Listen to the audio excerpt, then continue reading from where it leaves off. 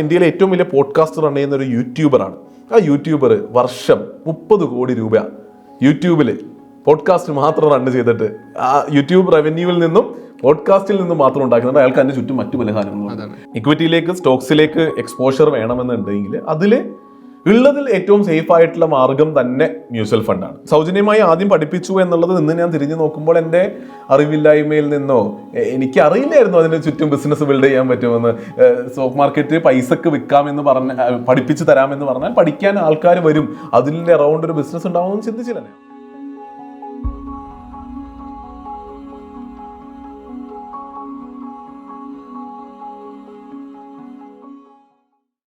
പണം ഉണ്ടാക്കാനുള്ള വഴിവിട്ട സാധ്യതകളുള്ള ഒരു കാലം കൂടിയാണല്ലോ. അപ്പോൾ ഡിജിറ്റൽ പേയ്മെന്റുമായി ബന്ധപ്പെട്ട് ലോൺ ആപ്പുകളുടെ കാര്യം നേരത്തെ സംസാരിച്ചിരുന്നു. ഇത്തരം വിഷയങ്ങളുടെ സമയത്ത് ഒരു വാർത്ത ഞാൻ ജസ്റ്റ് ഓർമ്മപ്പെടുത്തുന്നത് ബിറ്റ് കോയിനുമായി ബന്ധപ്പെട്ട് നമുക്കറിയാവുന്ന ഒരു സുഹൃത്തായിരുന്നു. അവർ ഒരു പെട്ടെന്ന് സമ്പത്ത് ഉണ്ടാക്കാൻ വേണ്ടി ഒരുപാട് പേര് നിക്ഷേപം സ്വീകരിക്കുന്നു. ഒരു ദിവസം UP വെച്ച് ദുരൂഹ സാഹചര്യത്തിൽ മരണപ്പെടുന്ന സാഹചര്യം ഉണ്ടാകുന്നു. അപ്പോൾ ഇത്തരം സാധ്യതകൾ കൂടെ യൂത്ത് അട്രാക്റ്റീവ് ആവുന്നുണ്ടല്ലോ. അപ്പോൾ ഈ ബിറ്റ് കോയിൻ പോലുള്ള സാധ്യതകളുടെയൊക്കെ ഒരു വാസ്തവം ശരിക്കും എന്താണ്? ആദ്യത്തെ ചോദ്യം അവസാനം അത് എൻഡ് ചെയ്തതും മുഴുവനായി മാച്ച് ചെയ്യാത്തതുകൊണ്ട് നമുക്ക് അതിനെ ബ്രേക്ക് ചെയ്യാം. കാരണം ബിറ്റ്കോയിന്റെ സാധ്യത വേറെ തന്നെയാണ്, വഴിവിട്ട വഴിയിൽ പോകുന്നത് വേറെയാണ്. ബിറ്റ്കോയിനിൽ തന്നെ ആകണമെന്നില്ല, വഴിവിട്ട എഗെയിൻ നമ്മൾ ഇതുവരെ പറഞ്ഞത് വെച്ചിപ്പോ ഞാൻ തന്നെ ആലോചിക്കുമ്പോൾ ഞാൻ എത്ര നേരം ഇവിടെ ഇരുന്ന് പറയുന്നത് പണത്തിന് പിന്നിൽ പായണം എന്ന്. പക്ഷെ അവിടെ നമുക്ക് ബൗണ്ടറീസ് വേണ്ടേ? അല്ലാതെ പണത്തിന് പിന്നിൽ പായണം എന്ന് പറഞ്ഞിട്ട് ഞാൻ എന്തും ചെയ്ത് പണം ഉണ്ടാക്കും എന്ന് പറയുന്നതിൽ ഒന്നുമില്ലെങ്കിലും രാജ്യത്തിന്റെ നിയമങ്ങളെങ്കിലും നോക്കണം. അത് ബേസിക് നെസസിറ്റിയാണ്. ഒരു രാജ്യത്ത് ജീവിക്കുമ്പോൾ രാജ്യത്തിന്റെ മൊറാലിറ്റി, ലീഗൽ സൈഡ് നോക്കണം എന്നുള്ളത് ഒരു ബേസിക് മിനിമം. അത് ഞാൻ പറയുന്നത് അത് ഈ ചർച്ചകൾക്കൊക്കെ അതീതമാണ്. ഒരു മനുഷ്യൻ ഒരു രാജ്യത്ത് ജീവിക്കുന്നുണ്ടെങ്കിൽ അതൊരു ബേസിക് അണ്ടർസ്റ്റാൻഡിങ് അല്ലേ? നിയമത്തിന് അതീതമായി ഞാനൊന്നും ചെയ്യുന്നില്ല എന്നുള്ളത്. അതില്ലാത്ത ഒരാളുടെ അടുത്ത് പൈസ ഉണ്ടാക്കണം എന്ന് പറയുന്നത് അയാളുടെ അടുത്ത് ചർച്ച ചെയ്യാൻ പോലും താല്പര്യമില്ല, അതിൽ പോയിന്റ് ഇല്ല, സ്കോപ്പില്ല. അങ്ങനെ ഒരാളുടെ ചർച്ച ചെയ്യുന്നതിൽ സ്കോപ്പില്ല. അയാൾ ഒരു രാജ്യത്ത് ജീവിക്കുമ്പോൾ ആ രാജ്യത്തിന്റെ നിയമം നോക്കി ജീവിക്കണം എന്ന് പോലും ചിന്തിക്കാത്ത ഒരാളുടെ അടുത്ത് നമ്മൾ പോയിട്ട് വേറെ എന്താ പറഞ്ഞു കൊടുക്കുക? അപ്പൊ അയാൾ is not even eligible for ഒരു ചർച്ചയ്ക്ക് പോലും അയാൾ ഉദകനല്ല എന്നുള്ളതാണ്. അപ്പൊ എനിവേസ് പോയിന്റിലേക്ക് തിരിച്ചു വരാനാണെങ്കിൽ ഇപ്പോൾ മൊറാലിറ്റി ആണല്ലോ ലീഗാലിറ്റി ആയിട്ട് പലപ്പോഴും വരുന്നത്. അപ്പോൾ ഒരു രാജ്യത്തിന് മൊറാലിറ്റി ഉണ്ട്, ഇനി അതിനപ്പുറം ഇൻഡിവിജ്വൽ മൊറാലിറ്റിയും ഉണ്ട്. ഓരോ വ്യക്തികൾക്ക് അവരുടേതായ മൊറാലിറ്റി ഉണ്ട്. അത് കൾച്ചറൽ ആകാം, സോഷ്യൽ ആകാം, റിലീജിയസ് ആകാം, അവർ കണ്ട ജീവിതത്തിന്റെയും അവര് മനസ്സിലാക്കിയ മൊറാലിറ്റിന്റെയും മൊറാലിറ്റി ആകാം. അപ്പോൾ ഒന്ന് രാജ്യം സെറ്റ് ചെയ്ത ലീഗൽ ബൗണ്ടറീസും മൊറാലിറ്റിയും ഉണ്ട്. പിന്നെ ചുറ്റുപാടുന്നും പേഴ്സണൽ സ്വന്തമായിട്ടുള്ള ഒരു മൊറാലിറ്റിയും ഒക്കെ ഉണ്ട്. അപ്പോൾ ഇതിനകത്ത് നിന്നൊക്കെ ഓപ്പറേറ്റ് ചെയ്യാൻ പറ്റുന്നതിൽ മാത്രമേ പണത്തിന് പിന്നിൽ വായാൻ പാടുള്ളൂ എന്നുള്ളത് ഞാനിപ്പോൾ പറയുകയാണ്. കാരണം ഞാൻ ആലോചിക്കുമ്പോൾ ഞാൻ നേരത്തെ പറഞ്ഞത് കേട്ടിട്ട് ഒരാൾ പോലും അത് തെറ്റായ രീതിയിൽ എടുക്കാൻ പാടില്ല. എന്ത് ചെയ്തും പണം ഉണ്ടാക്കണം. ഈ ഓർഡർ പ്രകാരം ക്വസ്റ്റ്യൻ ആഡ് ചെയ്യാൻ തന്നെ കാരണം പണം ഉണ്ടാക്കണം എന്നൊരു ഫോഴ്സ് ആളുകൾക്ക് നൽകുമ്പോൾ പിന്നെ ഈ വഴിവിട്ട ബന്ധങ്ങളിലേക്ക് പോകാനുള്ള ഒരു മോട്ടീവ് കിട്ടുന്നു. തീർച്ചയായും. അപ്പോൾ അതൊക്കെ എന്തുകൊണ്ട് അതാ പറഞ്ഞത്. അപ്പൊ ഞാനൊക്കെ സംസാരിക്കുമ്പോഴേ ഞാൻ അസ്യൂം ചെയ്യുന്നത് കേൾക്കുന്നവരെല്ലാവരും അങ്ങനെ ചിന്തിക്കും എന്നുള്ളത്. പക്ഷെ നമുക്ക് അങ്ങനെ അസ്യൂം ചെയ്യാൻ പാടില്ല. പലപ്പോഴും അങ്ങനത്തെ അസംഷൻസ് റോങ് ആയിരിക്കും. കാരണം കേൾക്കുന്ന ഒരു വ്യക്തി ചിലപ്പോൾ അങ്ങനെ ചിന്തിക്കാതെ ശരിയാണല്ലോ, ആക്ച്വലി ശരിയാണല്ലോ, പണം ഉണ്ടാക്കണ്ടേ, എങ്ങനെയെങ്കിലും ഉണ്ടാക്കണം എന്നുള്ള ചിന്തയിലേക്ക് പോകുന്നുണ്ടെങ്കിൽ വളരെ ക്ലിയറായി നമ്മൾ ഈ ഒരു അവസ്ഥയിലേക്ക് എത്തിയത് നന്നായി ഈ ഒരു ചർച്ച. കാരണം അത് അത്രയും സ്ട്രോങ്ലി പറയേണ്ടതാണ്. ഈ ലീഗൽ മോറൽ എല്ലാത്തിനും അകത്ത് നിന്നിട്ടേ ചെയ്യാൻ പാടുള്ളൂ. അപ്പോൾ അങ്ങനെ ചെയ്യാത്തവർ ആണ് പലപ്പോഴും അതാണല്ലോ വഴിവിട്ട് പോകുന്നത്. ഞാൻ ഇത് ചോദിക്കാൻ ഒരു കാരണം കൂടി ഉണ്ട്. ഇപ്പോൾ ഷാരിഖിന്റെ പല വീഡിയോകളിലും കാണാം, ഇപ്പോൾ ബ്രാൻഡ് അധികം ഉപയോഗിക്കാത്ത ആളാണ്. ആകെ ഇപ്പോൾ ഒരു 3-4 വർഷത്തിനടക്കം ആകെ 10-ൽ താഴെ ബ്രാൻഡ് മാത്രമാണ് പ്രൊമോട്ട് ചെയ്തിട്ടുള്ളൂ. അതിൽ തന്നെ ഇപ്പൊ ഒരു ഗോൾഡിൽ ഇൻവെസ്റ്റ് ചെയ്തതിന്റെ പേരിൽ പിന്നീട് ക്ഷമ പറയേണ്ട സാഹചര്യം ഒക്കെ ഉണ്ടായി. പക്ഷെ ഷാരിഖിനെ ഫോളോ ചെയ്യുന്ന ഒരു വലിയൊരു സൊസൈറ്റി ഫിനാൻഷ്യൽ മാനേജ്മെന്റ് നടത്താൻ ഉള്ള മാതൃക എന്നുള്ള ഷാരിഖാണ്. അപ്പോൾ അവരോട് ശരിക്ക് ഇത്തരം കാര്യങ്ങളുടെ ഒരു മാർഗം കൂടി നന്നാവണ്ടേ? അതെങ്ങനെ പറയാം അവരോട്? തീർച്ചയായിട്ടും. അതാണ് നമ്മൾ ഇത്ര നേരം പറഞ്ഞതുപോലെ രാജ്യത്തിന്റെ നിയമം നോക്കലാണ് ഏറ്റവും എളുപ്പമായ കാര്യം. പക്ഷെ എന്നാലും നിയമങ്ങളെ വളച്ചൊടിച്ചും അല്ലാതെയും ഒക്കെ ആയിട്ടുള്ള പല സംഭവങ്ങളും ഉണ്ട്.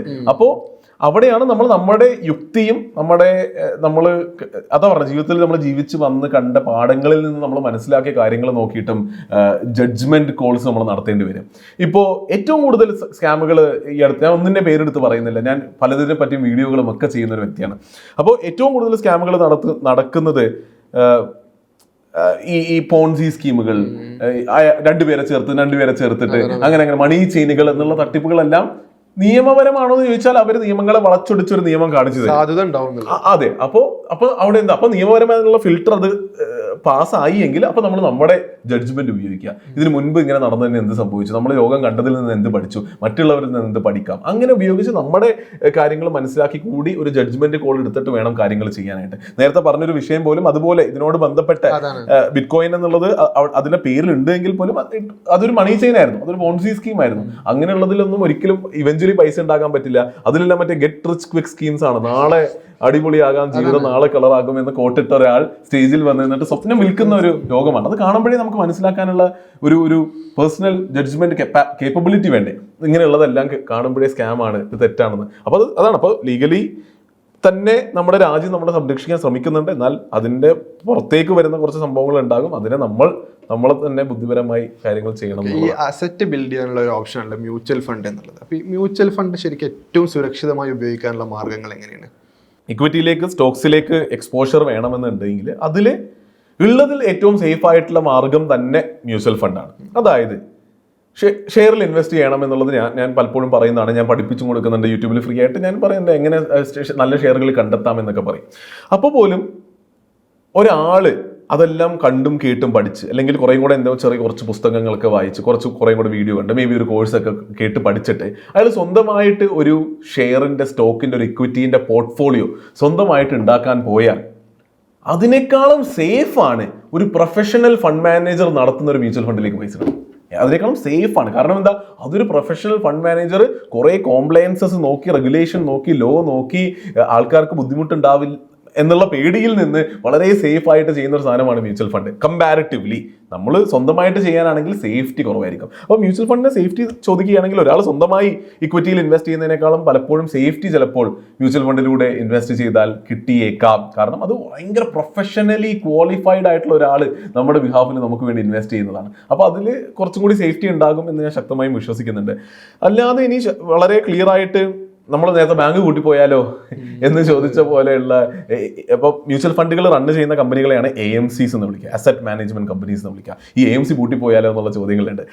അപ്പോൾ അവിടെയാണ് നമ്മൾ നേരത്തെ ചോദിച്ചതുപോലെ, ഇതിപ്പോൾ ഞാനിപ്പോൾ ചിന്തിച്ചിട്ട് ഈ ഒരു ചർച്ചയുടെ ഭാഗമായിട്ട് ചിന്തിച്ച് വരുന്നൊരു, ഞാൻ തന്നെ പ്രസന്റ് ചെയ്യുന്ന ഒരു പ്രശ്നമാണല്ലോ. നേരത്തെ പറഞ്ഞത് തന്നെയാണ് ഉത്തരം. ഈ ഒരു പ്രശ്നവും ചിന്തിച്ച് പോയാൽ ഇതിനും സൊല്യൂഷൻ ഉണ്ടാകും. അവിടെയും നമ്മുടെ പൈസയുടെ പ്രൊട്ടക്ഷൻ ഉണ്ടോ എന്നുള്ളത് നോക്കാം. അല്ലെങ്കിൽ പല AMCസിലേക്കായിട്ട് പണം മാറ്റി നിക്ഷേപിക്കാം, പല ഡിഫറെന്റ് മ്യൂച്വൽ ഫണ്ടുകളിലേക്കും ആയിട്ട് അങ്ങനെ ഡൈവേഴ്സിഫൈ ചെയ്തിട്ടും അവിടെയും സൊല്യൂഷൻ ഉണ്ടാകാം. ഓക്കെ, നമ്മൾ നീഡിനെ കുറിച്ച് സംസാരിച്ചു. അപ്പോൾ ഈ നീഡ് വരാൻ വേണ്ടി ഒരാൾക്ക് സമ്പത്ത് ഉണ്ടാക്കാനുള്ളൊരു ത്വര വരാൻ, അപ്പോൾ എൻ്റെ ഒരു കാര്യം നടക്കണമെങ്കിൽ ഞാൻ സമ്പത്ത് ഉണ്ടാക്കണം. അപ്പോൾ എൻ്റെ ഒരു പേഴ്സണൽ സിറ്റുവേഷൻ എന്നുള്ളത് എനിക്ക് കാര്യങ്ങൾ നടക്കാൻ വാഹനമുണ്ട്, വീടുണ്ട്, സൗകര്യങ്ങളുണ്ട്. പക്ഷെ ഇതിനപ്പുറത്തേക്ക് ഒരാൾക്ക് സാമ്പത്തിക സ്ഥിതി വളരണം എന്നുള്ളതിന് നൽകാനുള്ള ഒരു മെസ്സേജ് എന്താണ്? അപ്പൊ അതൊരു നീഡായിട്ട് തോന്നുന്നവരുണ്ട്, തോന്നാത്തവരുമുണ്ട് എന്നുള്ളതാണ്. അതായത് ഇപ്പോൾ ഞാൻ അങ്ങനെ ഓപ്പറേറ്റ് ചെയ്യുന്ന ഒരാളാണ്. ഞാൻ ആ കോളേജിൽ പഠിക്കുമ്പോൾ മുതലേ എനിക്കൊരു ബിസിനസ് ബിൽഡ് ചെയ്യണം, പൈസ അതിൻ്റെ ഔട്ട്കമായിട്ട് വരുമെന്നുള്ള എക്സ്പെക്ടേഷൻ ഉണ്ട്. എന്നാലും ബിസിനസ് ബിൽഡ് ചെയ്യണം, ഇനി യൂട്യൂബ് ചാനൽ തുടങ്ങണം, അങ്ങനെ ആ ഒരു സാധനം അകത്ത് നിന്ന് ഇങ്ങനെ ആഗ്രഹമുണ്ട്. അത് കിട്ടിയില്ല എങ്കിൽ എനിക്ക് ജീവിതത്തിൽ ഒന്നുമായില്ല, വിഷമിക്കും, ആക്ച്വലി വിഷമിക്കും. ഉറക്കമില്ലാത്ത രാത്രികൾ ഉണ്ടായിട്ടുണ്ട് യൂട്യൂബ് ചാനൽ നന്നായിട്ട് ഗ്രോ ചെയ്യാതിരുന്നപ്പോൾ. അപ്പോൾ അതിൽ നിന്നൊക്കെ പെയിൻ ഡിറൈവ് ആവും. എൻ്റെ ആഗ്രഹം നടക്കാത്തതിലും എൻ്റെ സ്വപ്നങ്ങളിലേക്ക് എത്താൻ പറ്റാത്തതിലും ഞാൻ പെയിൻ ഡിറൈവ് ചെയ്യും, ഞാൻ വിഷമിക്കും. അപ്പോൾ അങ്ങനെ വിഷമിക്കുമ്പോൾ നമ്മുടെ അകത്തുനിന്ന് ആ ത്വര വരുമെന്നാണ് ഞാൻ വിശ്വസിക്കുന്നത്. അതേസമയം വേറൊരു കൂട്ടം ആൾക്കാരുണ്ട്, ഒരു തരത്തിലും ത്വരയില്ലാതെ സന്തോഷമായി ജീവിക്കുന്നവർ. അവർക്ക് രാത്രി ഉറക്കമില്ലായ്മയില്ല, അവർക്ക് അവരുടെ ആഗ്രഹങ്ങൾ നടക്കാതെ പോയാലും പ്രശ്നങ്ങളില്ല. ഇപ്പോൾ ഒരു എക്സാമ്പിൾ പറയാനാണെങ്കിൽ, ഇപ്പോൾ ഗവൺമെൻറ് ജോലിക്ക് സമാധാനത്തിൽ ഗവൺമെൻറ് ജോലിക്ക് പോയിട്ട്, ഗവൺമെൻറ് ജോലി പോട്ടെ, സാധാരണ ഒരു ജോലിക്ക് സമാധാനത്തിൽ പോകുന്നു, അന്നുള്ള പൈസ ഉണ്ടാക്കുന്നു, അന്നുള്ള ജീവിതം ജീവിച്ചിട്ട് അങ്ങനെ ജീവിച്ച് സന്തോഷത്തിൽ രാത്രി സമാധാനത്തിൽ ഉറങ്ങുന്ന ആൾക്കാരുണ്ട്. അപ്പോൾ അവർ സന്തോഷത്തിലല്ലേ ജീവിക്കുന്നുള്ള ചോദ്യമുണ്ട്. അപ്പോൾ അവർക്ക് ത്വര വേണോ എന്നുള്ള പോലും ചോദ്യമുണ്ട്. അപ്പോൾ അവർ സെൽഫ് അവെയർ ആണ് എങ്കിൽ, അവർക്ക് ഒരു വാഹനമുണ്ട്, വേറൊരു വാഹനം കാണുമ്പോൾ അത് വേണമെന്ന ആഗ്രഹം വരുന്നില്ല എങ്കിൽ, അവർക്ക് ജീവിതം ഇതിനേക്കാളും നന്നാക്കണമെന്ന് ആഗ്രഹമില്ല എങ്കിൽ, അവർക്ക് ഭാവിയിൽ എങ്ങനെയെങ്കിലുമൊക്കെ നമ്മൾ ജീവിച്ച് പോയിക്കോളാം. മക്കളാണ് പെൻഷൻ ഫണ്ട് എന്ന് പലപ്പോഴും പറയുന്നുണ്ട്. എൻ്റെ മക്കളുണ്ട്, അവർ വലുതാവുമ്പോൾ ചിലപ്പോൾ മക്കൾ പൈസ തരും, അല്ലെങ്കിൽ സഹോദരങ്ങളുടെ പൈസ ഉണ്ട്, അവർ വല്ലതും നമ്മൾ നോക്കിക്കോളും, ഇല്ലെങ്കിൽ നാട്ടുകാരോ കൂട്ടുകാരോ ആരെങ്കിലും ഒക്കെ നമ്മൾ കഷ്ടപ്പെട്ട് ജീവിച്ചങ്ങ് മരിച്ചു പോകാം എന്ന് ഫുൾ സെൽഫ് അവെയർനെസ്സോട് കൂടി ഇല്ലാത്തവരാണെങ്കിൽ അവർക്ക് ത്വര ഒരിക്കലും വരില്ലല്ലോ. അപ്പോൾ സ്വപ്നങ്ങളുള്ള സ്ഥലങ്ങളിൽ നിന്ന്, ആഗ്രഹങ്ങളുള്ള സ്ഥലങ്ങളിൽ നിന്നാണ് ത്വര ഉണ്ടാവുക പോലുമുള്ളൂ. അപ്പോൾ മാസ്ലോസ് ഹൈറാർക്കി ഓഫ് നീഡ്സ് എന്നൊരു സംഭവമുണ്ട്. അപ്പോൾ അതിൽ പറയുന്നത് നിങ്ങൾക്കൊരു പെയിൻ വരുമ്പോഴാണ് അവിടെ ഒരു നീഡ് ഉണ്ടാകുന്നത്. ആ നീഡിൽ നിന്നാണ് ഡ്രൈവ് ഉണ്ടാകുന്നത്. ആ ഡ്രൈവിൽ നിന്നാണ് നമ്മൾ പെർഫോം ചെയ്യുന്നതെന്ന് പറയും. അപ്പോൾ എനിക്കൊന്ന് 2 ടൈപ്പ് ഓഫ് മനുഷ്യർ നമ്മുടെ ചുറ്റുമുണ്ട്. സ്വപ്നങ്ങൾ കാണുന്ന മനുഷ്യർ ഉണ്ട്. നല്ല സ്വപ്നങ്ങൾ കണ്ട് അതിൽ നിന്ന് പെയിൻ ഡിറൈവ് ചെയ്യുന്ന വ്യക്തികളുണ്ട്. ഇവരാണ് കിടിലമാകുക. രണ്ടാമത്തെ ഒരു കൂട്ടമുണ്ട്, നല്ല സ്വപ്നങ്ങൾ കാണും, അതിൽ നിന്ന് പെയിൻ ഡിറൈവ് ചെയ്യില്ല, അധ്വാനിക്കൂല. അത് വിഷ്ഫുൾ തിങ്കിങ് മാത്രമാണ്. സ്വപ്നങ്ങൾ വലുതാണ്, അത് കാണുമ്പോൾ അത് വേണം ഇത് വേണം, എന്നിട്ട് അതിനുവേണ്ടി അധ്വാനിക്കുകയില്ല, അത് കിട്ടുകയില്ല, അവർ വിഷമിച്ച് അവിടെ ഇരിക്കും. മൂന്നാമത്തെ കൂട്ടമാണ് നമ്മൾ നേരത്തെ പറഞ്ഞ സംഭവം. അതായത് അവർക്ക് വലിയ സ്വപ്നങ്ങളില്ല, അവർ സെൽഫ് അവെയറാണ്. അല്ലെങ്കിൽ സെൽഫ് അവെയറും ആകാം, അവര് ഇഗ്നോറന്റ് ആകാം, പക്ഷെ അവർക്ക് ജീവിതം ഹാപ്പിയാണ്, അവരുടെ ജീവിതം നന്നായി പോകുന്നുണ്ട്, അവരും വിഷമിക്കുന്നില്ല. ഇതിൽ പ്രശ്നം, ഏറ്റവും കൂടുതൽ പ്രശ്നം ഈ നടുക്കുള്ളവരാ. എനിക്ക് തോന്നുന്നു ഒരു വലിയ പരിധിയും ഇങ്ങനെയുള്ളവരും ആയിരിക്കാം. കാരണം ഇന്ന് ഇൻസ്റ്റഗ്രാമിന്റെയും സോഷ്യൽ മീഡിയന്റെയും കാലഘട്ടത്തിൽ നമ്മളെല്ലാം കാണണം. നമ്മുടെ യുവത്വം ഇന്ന് ലൈഫ് സ്റ്റൈൽ കണ്ടുകൊണ്ടിരിക്കുകയാണ്. അപ്പൊ എല്ലാവരുടെ അകത്തും ആഗ്രഹങ്ങൾ ഉണ്ടായിക്കൊണ്ടിരിക്കുകയാണ്. നേരത്തെ പറഞ്ഞല്ലോ, എല്ലാവർക്കും ഐഫോൺ വാങ്ങണം, എല്ലാവർക്കും യാത്രകൾ പോകണം, എല്ലാവർക്കും ഏറ്റവും വലിയ ലക്ഷൂറിയസ് ആവശ്യങ്ങൾ. കാരണം എല്ലാം കാണുകയല്ലേ, സ്റ്റേറ്റസ് ഇട്ടും സ്റ്റോറി ഷെയർ ചെയ്തും റീൽ ഷെയർ ചെയ്തും എല്ലാവരും എല്ലാം കണ്ടുകൊണ്ടിരിക്കുന്ന കാലഘട്ടത്തിൽ ഈ നടുക്ക് പെടാതെ സൂക്ഷിച്ചാൽ മതി. അതായത് വലിയ വലിയ ആഗ്രഹങ്ങളും സ്വപ്നങ്ങളും ഉണ്ട്, എന്നാൽ അതിലേക്ക് പണിയെടുക്കാൻ ത്വര വരാത്തൊരവസ്ഥ ഉണ്ടല്ലോ, അതിൽ പെട്ടുപോയാലാണ് ട്രാപ്പ്. അപ്പൊ അതിൽ നിന്ന് പെയിൻ ഡിറൈവ് ആണോ, അയ്യോ എനിക്ക് എന്തേ പറ്റുന്നില്ല, എനിക്ക് അവിടേക്ക് എത്തണം എന്നുള്ള ഒരു സംഭവം. ആളുകൾക്ക് ഫിനാൻഷ്യൽ പ്ലാനിങ്ങിന് വേണ്ടി ക്ലാസ്സുകൾ എടുത്തു കൊടുക്കുന്നുണ്ട്. അപ്പോൾ സ്വാഭാവികമായിട്ടും സ്വന്തമായി ഒരു വീടിനടുത്ത് നിന്ന് എണീക്കാനുള്ള ഒരു എനർജി ഉണ്ടല്ലോ, ആ ഒരു ഊർജം ശരിക്കും എന്താണ് ഷാരിഖിന്റെ? അത് തോറ്റ് കൊടുക്കില്ല എന്നുള്ള ഒരു സംഭവമാണ്. അതായത് ഒരു ചലഞ്ചിനെ ഇഷ്ടപ്പെടുന്നു. അപ്പൊ സക്സസിന്റെ ഡെഫിനിഷനിലേക്ക് നമ്മൾ ചെറുതായിട്ട് പോകേണ്ടി വരും. സക്സസ് എന്നുള്ളത് ഒരിക്കലും ഒരു ഇവഞ്ച്വൽ ഗോളല്ല. സക്സസ് എന്ന് പറയുന്നത് ഒരു ലൈഫ്, ഒരു വേ ഓഫ് ലിവിങ് ആണ്. സക്സസിനെ തേടുക, എക്സലന്റ്ലി പെർഫോം ചെയ്യുന്നതിലൂടെ സക്സസിനെ തേടുക എന്നുള്ളത് ഒരു ലൈഫ് സ്റ്റൈലാണ്, ഒരു വേ ഓഫ് ലിവിങ് ആണെന്ന് ഞാൻ പറയും. പലപ്പോഴും ആൾക്കാർ പറയും ഇത്ര പൈസ ഉണ്ടായാൽ സക്സസ്ഫുൾ, ഇത്ര ആൾക്കാർ അറിഞ്ഞാൽ സക്സസ്ഫുൾ, ഇത്ര സബ്സ്ക്രൈബേഴ്സ് ആയ സക്സസ്ഫുൾ. അങ്ങനെയല്ല. നമ്മുടെ ഡേ ടു ഡേ ബേസിസിൽ ഒരു ചലഞ്ച് ഉണ്ട് എങ്കിൽ ആ ചലഞ്ചിനെ സോൾവ് ചെയ്യുന്നത് സക്സസ് ആണ്. എനിക്കിപ്പോൾ ഇന്ന് ഇവിടെ ഈ ഒരു ഇന്റർവ്യൂ തരണം എന്ന് പറഞ്ഞപ്പോൾ ഈ ഇന്റർവ്യൂ നന്നായി ചെയ്ത് ഇതിന്റെ ഔട്ട്കം നന്നായി വരുന്നത് അത് എന്റെ സക്സസ് ആണ്. ഞാൻ അങ്ങനെ കാണുന്നുണ്ട്. ഞാനിപ്പോൾ ഇത്ര നന്നായി സംസാരിക്കുന്നുണ്ടെങ്കിൽ ഞാൻ ജെനുവിൻലി ആഗ്രഹിക്കുന്നുണ്ട് ഈ ഇന്റർവ്യൂ നന്നാകണം എന്നുള്ളത്, അത് ആൾക്കാരിലേക്ക് നമ്മുടെ ഇൻവെസ്റ്റ്മെന്റ് വേണം എന്നുള്ളതാണ്. അപ്പൊ അതൊരു ലൈഫ് സ്റ്റൈൽ അല്ലേ. എനിക്ക് ഇവിടെ വന്നിരുന്നിട്ട് എന്നെ ഒരാൾ വിളിച്ചതാണ്, എന്തായാലും വിളിച്ചതാണ്. എനിക്ക് എന്റെ ചാനലിൽ ഓൾറെഡി ഗ്രോത്ത് ഉണ്ട്, എന്റെ ബിസിനസ് നന്നായി പോകുന്നുണ്ട്. എനിക്ക് ഇവിടെ വന്നിട്ട് നന്നായി സംസാരിച്ചു എന്ന് പറഞ്ഞുകൊണ്ട് മേ ബി ഒന്നും ഡയറക്ട്ലിയോ പെട്ടെന്നോ ഒന്നും കിട്ടിക്കൊള്ളണം എന്നില്ല. എനിക്ക് ഇവിടെ വന്നിട്ട് വെറുതെ എന്തെങ്കിലും പറഞ്ഞിട്ട് പോകായിരുന്നു. പക്ഷെ അതിലേക്ക് ഞാൻ അത്ര ഇൻവെസ്റ്റഡ് ആയി. എനിക്കറിയാം ഐ ഹാവ് എ പ്രോബ്ലം എന്നല്ല, I have A task at hand. എന്താണ് ടാസ്ക്? രാവിലെ എണീറ്റ് ക്യൂവിന്റെ ഇവിടെ വന്നിട്ട് സംസാരിച്ചിട്ട് പോകണം. ആ ടാസ്ക് എത്ര മനോഹരമായിട്ട് എനിക്ക് എങ്ങനെ ചെയ്യാൻ പറ്റും? ഡീല് നടക്കണം എന്നുള്ളത്. അത് ഏറ്റവും നല്ല രീതി എക്സലന്റ്ലി അത് ചെയ്യുക എന്നുള്ളതാണ് എൻ്റെ സക്സസ്. അതൊരു ലൈഫ് സ്റ്റൈലാണ്. ഇനിയിപ്പോൾ ഇന്ന് ഞാനിവിടെ ശ്രമിച്ചു, ഇത് പുറത്തിറങ്ങി, ആൾക്കാർക്ക് അത് ഇഷ്ടപ്പെട്ടില്ല, ഞാൻ പറഞ്ഞത് നന്നായില്ല എന്നുള്ളതും ഞാൻ വാച്ച് ചെയ്യും, ഞാനത് മനസ്സിലാക്കും. അപ്പൊ അതെന്താ, അത് ഫെയിലിയർ ആയി, now I have to get back up from here. ചോദ്യം അതല്ലേ ഞാൻ. അപ്പൊ എനിക്കറിയാം, ഞാൻ ഇത്ര ശ്രമിച്ചു, സാധനം വർക്കായില്ല, ഞാൻ അതിൽ നിന്ന് പെയിൻ ഡിറൈവ് ചെയ്യും. അപ്പൊ ഞാൻ അടുത്ത തവണ ഇനി ഞാൻ എവിടെയെങ്കിലും സംസാരിക്കാൻ പോവുകയാണെങ്കിൽ എന്ത് പഠിക്കാം, എന്ത് മനസ്സിലാക്കാം, എങ്ങനെ ബെറ്റർ ആക്കാം എന്നുള്ളത് ഒരു കോൺസ്റ്റന്റ് ഹസിലാണ്, ഒരു എൻഡേവറാണ്. ഞാൻ പറയുന്നത് ഒരു ലൈഫ് സ്റ്റൈലാണ്. അപ്പോൾ അങ്ങനെ സക്സസിനെ നമ്മൾ ഡിഫൈൻ ചെയ്യേണ്ടത്, അപ്പോൾ ഞാൻ പറയുന്ന ഓരോരോ ടാസ്കും ഏറ്റവും നന്നായി ചെയ്യുക, അതിൽ അത് സക്സസ് ആണ്. അത് സക്സസ്ഫുൾ ആയില്ലെങ്കിൽ പെയിൻ ഡിറൈവ് ആവുക, അത് പെയിൻ ഡിറൈവ് ആയിട്ട് അടുത്ത തവണ എങ്ങനെ സക്സസ്ഫുൾ ആക്കുക എന്നുള്ളത് മാത്രം ചിന്തിക്കുക. അങ്ങനെ ഓപ്പറേറ്റ് ചെയ്ത് കഴിഞ്ഞാൽ പ്രശ്നമില്ല എന്നുള്ളതാണ്. അങ്ങനെയാണ് ഓപ്പറേറ്റ് ചെയ്യുന്നത് എന്നുള്ളതാണ്. ഓക്കെ, അപ്പോൾ നമ്മൾ നീഡിനെ കുറിച്ച് സംസാരിച്ചു, ആ നീഡ് എങ്ങനെ വർക്ക് ചെയ്യണം എന്ന കാര്യം സംസാരിച്ചു. ഷാരിഖിന്റെ അടുത്തൊരു 20 വർഷത്തേക്കുള്ള പ്ലാൻ എങ്ങനെയാണ്, അത് എങ്ങനെ പ്രൊജക്റ്റ് ചെയ്യുമെന്നാണ് മനസ്സിലുള്ള ഉദ്ദേശങ്ങൾ? 20 വർഷത്തെ ചോദ്യം. ഇപ്പോൾ ഞാൻ പോലും ഇന്ന് കുറേ പേര് ഇന്റർവ്യൂ, കമ്പനിയിൽ 60 പേരുണ്ട്, അപ്പോൾ കുറേ പേര് ഇന്റർവ്യൂ എന്നല്ല, നമ്മൾ ഓരോരോ ആവശ്യങ്ങൾ വരുമ്പോൾ ഇന്റർവ്യൂ ചെയ്യുമ്പോഴും ഈ ഒരു ചോദ്യം ഭയങ്കര റിഡൻഡന്റ് ആണെന്ന് എനിക്ക് തോന്നുന്നു. 5 വർഷം 10 വർഷം 20 വർഷത്തേക്കുള്ള പ്ലാൻ എന്നുള്ളത്, കാരണം നമുക്ക് അറിയില്ല ജീവിതം എങ്ങനെ പോകുന്നു. അങ്ങനെ തന്നെ ആദ്യം ചിന്തിച്ചത്. അപ്പോൾ നമുക്ക് എങ്ങനെ എക്സാക്ട്ലി ജീവിതം എങ്ങനെ പോകുന്നു എന്ന് അറിയാത്തിടത്ത സ്ഥലത്ത് നമുക്ക് എങ്ങനെ അതിന് ഉത്തരം കൊടുക്കാൻ പറ്റും ഞാൻ ചിന്തിച്ചിരുന്നു. പക്ഷേ ഇന്ന് ഞാൻ മനസ്സിലാക്കുന്നു, അങ്ങനെ ഒരു ലാർജർ പ്ലാൻ നമുക്ക് വേണം. പക്ഷെ ആ പ്ലാൻ മാറാം എന്നുള്ളതിന് നമ്മൾ ഓപ്പൺ ആയിരുന്നാൽ മതി. കാരണം എൻ്റെ ആ ചിന്ത വന്നത് എന്തുകൊണ്ടാന്ന് വെച്ചാൽ, ഇപ്പോൾ എൻ്റെ 5 വർഷം മുന്നേ എൻ്റെ അടുത്ത് ചോദിച്ചിരുന്നെങ്കിൽ, 5 വർഷം മുൻപ് ഞാൻ യൂട്യൂബിൽ വലിയ ഗ്രോത്തും ഉണ്ടായിട്ടില്ല, ഞാൻ കമ്പനിയും തുടങ്ങിയിട്ടില്ല, ഒന്നും ചെയ്തിട്ടില്ല, ഈ ഒരു സ്റ്റേജിന്റെ ഒരു ബേസിക് പോലും ഇല്ലായിരുന്നു. അപ്പോൾ ആ ഒരു കാലഘട്ടത്തിൽ 5 വർഷം കഴിഞ്ഞിട്ട് എന്താണെന്ന് ചോദിച്ചാൽ ഞാൻ വേറൊരു ഉത്തരം തന്നേനെ എന്നുള്ളതാണ്. പക്ഷെ ഒരിക്കലും അത് കാരണം ആ ഉത്തരം കൊടുക്കാതിരിക്കരുത് എന്നുള്ളത് ഞാൻ ഇന്ന് മനസ്സിലാക്കുന്നു. അതുകൊണ്ട് ആ ഉത്തരത്തിലേക്ക് കടക്കുകയാണ്.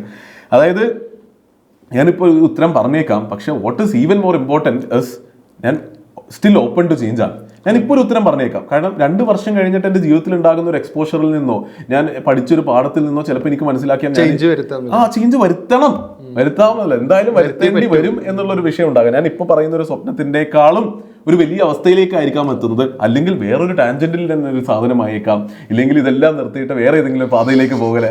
ആ ഒരു ഓപ്പൺനെസ് നമുക്ക് എന്തായാലും വെക്കണം. എന്നാൽ ഇന്ന് കൺവിക്ഷൻ ഉള്ള എൻ്റെ അടുത്ത കുറേ വർഷത്തെ പ്ലാൻ എന്ന് പറഞ്ഞാൽ, ഞാൻ ഇന്ന് എന്നെ ഐഡന്റിഫൈ ചെയ്യുന്നത് ഞാൻ പ്രൈമറിലി ഒരു ഓൺട്രപ്രണറാണ്.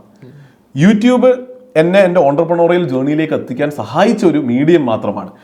എന്നാൽ യൂട്യൂബിൽ ഇത്ര വലിയൊരു കമ്മ്യൂണിറ്റി ഉണ്ടാക്കി എന്നുള്ളത് കൊണ്ടും എനിക്ക് അങ്ങനെ ഒരു മോറൽ റെസ്പോൺസിബിലിറ്റി അവിടെ ഉണ്ട് ആ ഒരു കമ്മ്യൂണിറ്റിയോട് കൂടി.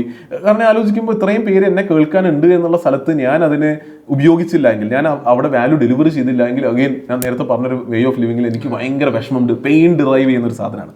അപ്പോൾ അതുകൊണ്ട് പ്രൈമറിലി ഒരു ഓൺട്രപ്രണർ ആണ്. അപ്പോൾ എൻ്റെ ഇപ്പോൾ ഉള്ള മുന്നിലേക്കുള്ള ഗോൾസോ ടാർഗറ്റ്സോ ഒക്കെ ചോദിക്കുകയാണെങ്കിൽ, ഈ ബിസിനസ്സിൻ്റെ ഗ്രോത്ത്, ഈ ബിസിനസ് എന്ന് പറയുമ്പോൾ എൻ്റെ കറണ്ട് പ്രൊഡക്റ്റിൻ്റെ അല്ല, ഞാൻ ഇന്ന് റൺ ചെയ്യുന്ന ബിസിനസ്സിൻ്റെ ഗ്രോത്താണ് എൻ്റെ ഏറ്റവും വലിയ അടുത്ത ടാർഗറ്റുകൾ എന്ന് പറയും. ഒരു 100 കോടി റവന്യൂ കമ്പനി ആകൽ ഒരു ഇമ്മീഡിയറ്റ് നെക്സ്റ്റ് ഗോളായിട്ട് ഞാൻ കാണുന്നുണ്ട്. ഒരു ആദ്യം 50 കോടി റവന്യൂ കമ്പനിയിലേക്ക് എത്താം, അത് ഇതിലേക്കൊക്കെ ഉടനെ എത്താൻ പറ്റുമെന്നുള്ള, അടുത്ത കുറച്ച് വർഷങ്ങളിൽ എത്താമെന്നുള്ള ശക്തമായ വിശ്വാസത്തിലാണ് ഞാൻ ഓപ്പറേറ്റ് ചെയ്തുകൊണ്ടിരിക്കുന്നത്. ഒരു 100 കോടി റവന്യൂ എന്നുള്ള കമ്പനിയിലേക്ക് എത്തുക, അവിടുന്ന് പിന്നെ ഇങ്ങനെ മുകളിലേക്ക് പോകല്ലേ, 1000 കോടി, ലക്ഷം കോടി. റിലയൻസിന് 10 ലക്ഷം കോടി രൂപയാണ് റവന്യൂ. അപ്പോൾ ഇന്ന് ഞാൻ പ്രൈമറിലി ഒരു ഓൺട്രപ്രണറായിട്ട് ഓപ്പറേറ്റ് ചെയ്യുമ്പോൾ ആ ഓൺട്രപ്രണോറിയൽ പാത്തിൽ അങ്ങനെ ഒരു സംഭവമുണ്ട്. പക്ഷേ എൻ്റെ ബിസിനസ് ഞാൻ റൺ ചെയ്യുന്നത് ഇന്ന് ഒരിക്കലും പൈസ ഉണ്ടാക്കണം എന്നുള്ളത്, ഞാൻ പറഞ്ഞതുപോലെ നമ്മൾ ഒരു ഇഷ്ടമുള്ള സാധനം ചെയ്യണമല്ല. പൈസ ഉണ്ടാക്കാനാണെങ്കിൽ നേരത്തെ പറഞ്ഞ എനിക്ക് ബ്രാൻഡ് ഡീൽസ് ചെയ്യാം. ഓരോ ബ്രാൻഡ് ഡീൽസ് ചെയ്താൽ 5. അപ്പോൾ അതാണ് ഞാൻ പറഞ്ഞു വന്നപ്പോഴാണ് ഓർത്തത്, ഞാൻ ബിസിനസിന്റെ പൈസ എന്ന് മാത്രം പറയുമ്പോൾ ഞാൻ പൈസക്ക് വേണ്ടി ചെയ്യും. അപ്പോൾ അതുകൊണ്ട് ഞാൻ പെട്ടെന്ന് ഇത് ഓർത്ത് കറക്റ്റ് ചെയ്യുന്നത്.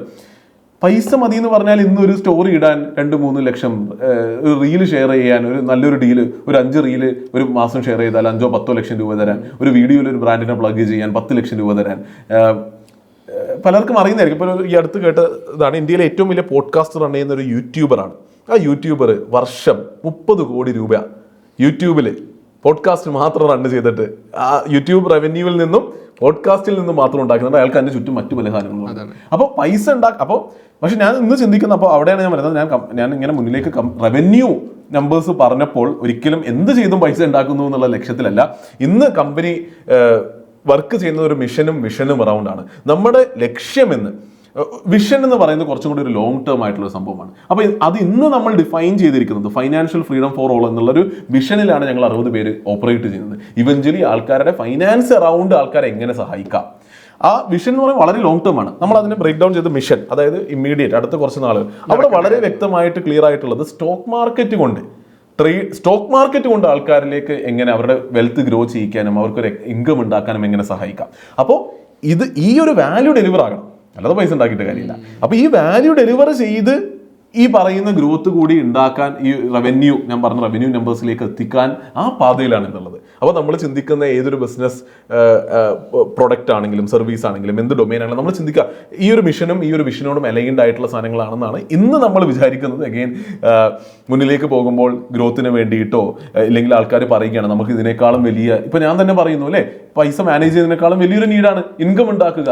അപ്പോൾ ആൾക്കാർ ഇൻകം ഉണ്ടാക്കുന്നതും ഒരു മിഷനായി എടുക്കണമെന്ന് എന്തെങ്കിലും തോന്നിയാൽ നമ്മൾ ആസ് എ കമ്പനി അതിനെയും ഒരു മിഷനായിട്ട് എടുക്കും. ആ മിഷൻ അറൗണ്ടും ബിസിനസ്സും സർവീസും ബിൽഡ് ചെയ്യും. അതിലൂടെ അത് നന്നായി ചെയ്യുമ്പോൾ നമ്മൾ എൻജോയ് ചെയ്യും, നമ്മൾ ജീവിതം ജീവിക്കുകയായിരിക്കും.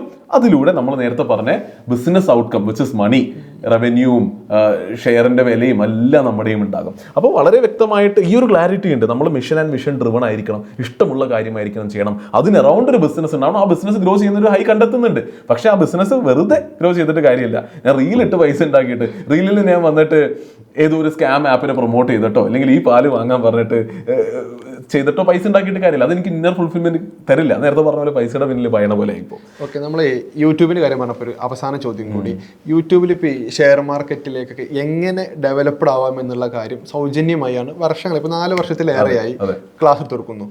യൂട്യൂബിലൊരു കമന്റ് കണ്ട്, കോവിഡ് കാലത്ത് ലോക്കായിരിക്കുന്ന സമയത്താണ് ആശാന്റെ ഇങ്ങനത്തെ ഒരു സിസ്റ്റം യൂട്യൂബിൽ കാണുന്നത്, എന്തുകൊണ്ടായിരിക്കും ഇത്രയും ആളുകൾക്ക് സൗജന്യമായി ഇപ്പോഴും ഈ സിസ്റ്റം കൊണ്ടുപോകുന്നത് എന്നുള്ള ചോദ്യം ചോദിക്കുകയാണെങ്കിൽ എങ്ങനെ മറുപടി പറയും?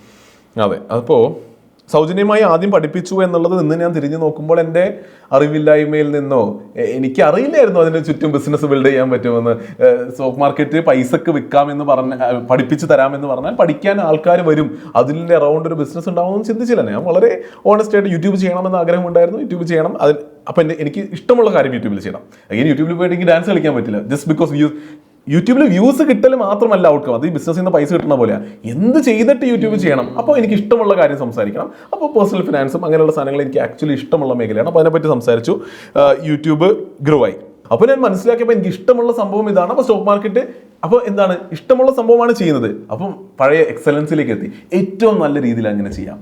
ഞാൻ ബിറ്റ്സ് ആൻഡ് പീസസ് അവിടെ ഇവിടെ കുറച്ച് സാധനങ്ങൾ യൂട്യൂബ് കുറച്ച് സ്റ്റോക്കിനെ പറ്റി അങ്ങനെ പറയുന്നു ഇങ്ങനെ പറയുന്നു ഇട്ടാൽ കാണുന്നവന് ഒന്നും മനസ്സിലാവില്ല. അപ്പോൾ ഞാൻ ചിന്തിച്ചു, ഞാൻ നോക്കി യൂട്യൂബിൽ എന്തൊക്കെയാണ് ഓൾറെഡി ഉള്ളത്. അപ്പോൾ എൻ്റെ ലക്ഷ്യം എന്താണ്, ഞാൻ യൂട്യൂബിലൂടെ സംസാരിക്കാൻ എനിക്ക് ഇഷ്ടമുണ്ട്, എനിക്ക് സംസാരിക്കാൻ ഇഷ്ടപ്പെടുന്ന വിഷയം സ്റ്റോക്ക് മാർക്കറ്റാണ്. അപ്പോൾ ഇത് ഏറ്റവും കൂടുതൽ വാല്യൂ ഇങ്ങനെ ഡെലിവർ ചെയ്യാം. ഒരു സീരീസ് ആയിട്ട് ഉണ്ടാക്കി, ഒരു കോഴ്സ് ആയിട്ട് ഉണ്ടാക്കി കൊടുക്കുന്നതല്ലേ ഏറ്റവും നല്ലത്. അപ്പോൾ അവിടെ വേറെ ചിന്തയില്ല. കാരണം ബിസിനസ് എന്നുള്ള ചിന്ത അവിടെ വരുന്നില്ല എന്നുള്ളത് കൊണ്ട് എനിക്ക് വേറെ ഒരു ചിന്തയില്ല. ഏറ്റവും നല്ല രീതിയിൽ ചെയ്യണമെങ്കിൽ അതൊരു കോഴ്സായിട്ട് സ്ട്രക്ചേർഡ് ആയിട്ട് ചെയ്യണം. അതുകൊണ്ട് അന്ന് അത് ചെയ്തു. അത് കഴിഞ്ഞിട്ട് ആ കോഴ്സ് തുടങ്ങി ഒരു വർഷമൊക്കെ കഴിഞ്ഞപ്പോൾ ഞാനും കോഴ്സുകൾ നടത്തി തുടങ്ങി. പൈസ വാങ്ങിച്ചിട്ട് ട്രേഡിങ്ങിൻ്റെ സ്പെസിഫിക് സ്ട്രാറ്റജീസും ട്രേഡിങ്ങും പഠിപ്പിക്കുന്ന സംഭവം നമ്മളും തുടങ്ങി. അത് പിന്നെ നമ്മൾ നിർത്തി.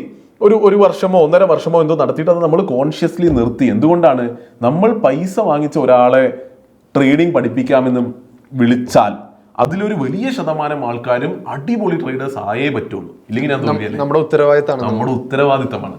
ഇല്ലെങ്കിൽ ഞാൻ എൻ്റെ അഗെയിൻ മിഷൻ ഡ്രിവൺ ആണ് നമ്മുടെ മിഷൻ. അപ്പോൾ കോഴ്സ് എന്നുള്ള ഒരു പെയ്ഡ് പ്രൊഡക്റ്റ് ഇറക്കിയാൽ അവിടെ എൻ്റെ മിഷൻ എന്തായിരിക്കണം, ഇവിടെ പഠിച്ചിറങ്ങുന്നതിൻ്റെ ഒരു വലിയ ശതമാനം ആൾക്കാരും അല്ലെങ്കിൽ നല്ല ശതമാനം ആൾക്കാരും നല്ല ട്രേഡേഴ്സ് ആക്കണം. അവർ കൺസിസ്റ്റൻ്റ്ലി ട്രേഡ് ചെയ്തുകൊണ്ടിരിക്കണം, നല്ല ലാഭം ഉണ്ടാക്കണം.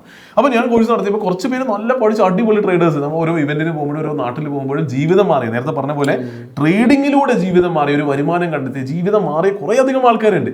പക്ഷേ നമ്മുടെ കോഴ്സ് എടുത്തിട്ടും അങ്ങനെ ജീവിതം മുഴുവനായി മാറാത്ത ആൾക്കാരുമുണ്ട്. അത് നമ്മുടെ ഉത്തരവാദിത്തത്തിൽ പെടുന്നില്ല. അതെ. അപ്പൊ ഞാൻ അങ്ങനെ ഒരു പരിപാടി ഞാൻ പറയും 100% ആൾക്കാരെ എങ്ങനെ പഠിപ്പിക്കാൻ പറ്റും, അങ്ങനെയാണ് ചിന്തിച്ചത്. അപ്പൊ ആ ചിന്തയിൽ നിന്നാണ് ഇന്നത്തെ പ്രൊഡക്റ്റിലേക്ക് എത്തിയത്. ഇന്ന് അപ്പോൾ ഒരു ബിസിനസ്സായി നടത്തുമ്പോൾ ഞാൻ പറയുന്നത് 100% വാല്യൂ ഡെലിവറി ചെയ്യാൻ പറ്റിയിരിക്കണം. അതിന്റെ കുറച്ചെങ്കിലും കുറഞ്ഞാൽ അത് അടിപൊളിയല്ല. അപ്പോൾ ഞാൻ പറഞ്ഞു 100 പേരെ പഠിച്ചാൽ 100 പേരെ എങ്ങനെ ട്രേഡർ ആക്കാൻ പറ്റും, നടക്കില്ല എന്നുള്ളതാണ് മനസ്സിലാക്കുക. വലിയ ശതമാനത്തിലേക്ക് നമ്മൾ മാക്സിമം ശ്രമിച്ചു. ഞാൻ പറയും കോഴ്സ് നടത്തിയ പലരേക്കാളും അപേക്ഷിച്ച് നമ്മൾ വളരെ മനോഹരമായിട്ട് അത്ര എഫേർട്ട് ഇട്ടിട്ടാണ് ചെയ്തിരുന്നത്. എന്നാൽ പോലും ഈ 100% എങ്ങനെ എത്തിക്കാമെന്നുള്ള ചിന്തയിലാണ് ഇന്ന് നമ്മൾ മാർക്കറ്റ് ഫീഡ് ചെയ്യുന്ന ഓട്ടോമേറ്റഡ് ട്രേഡിംഗിലേക്ക് എത്തിയത്. ഈ ഓട്ടോമേറ്റഡ് ട്രേഡിംഗിൽ എന്താണെന്ന് വെച്ചാൽ നമ്മൾ ഡെവലപ്പ് ചെയ്ത ട്രേഡിംഗ് അൽഗോരിതംസ് ആണ് ആൾക്കാരുടെ അക്കൗണ്ടിൽ ട്രേഡ് ആകുന്നത്. പ്രൗഡ്ലി എന്ന് എനിക്ക് പറയാൻ സാധിക്കും, കഴിഞ്ഞ 12 മാസം കഴിഞ്ഞ ഫൈനാൻഷ്യൽ ഇയറിന്റെ ഡേറ്റ് എടുത്ത് നോക്കിയാൽ നിയർലി 100% ആൾക്കാരും പ്രോഫിറ്റബിൾ ആയിരുന്നു. നമുക്ക് വാല്യൂ ഡെലിവറി ചെയ്യാൻ സാധിച്ചിട്ടുണ്ട്. അപ്പോൾ ആ വാല്യൂ ഡെലിവറി ആ മിഷൻ ഓറിയന്റഡ് തിങ്കിങ്ങിൽ നിന്നാണ് നമുക്ക് ഇവിടേക്ക് എത്താൻ സാധിച്ചു എന്നുള്ളതാണ്. ഓക്കെ, എന്തായാലും ഷാരിഖിന്റെ മാർക്കറ്റ് ഫീഡ് സ്ഥാപനത്തിനും കൂടുതൽ മികച്ച രീതിയിൽ വരും വർഷങ്ങളിൽ പ്രവർത്തിക്കാനാകട്ടെ എന്ന് ആശംസിക്കുന്നു. Thank you very much.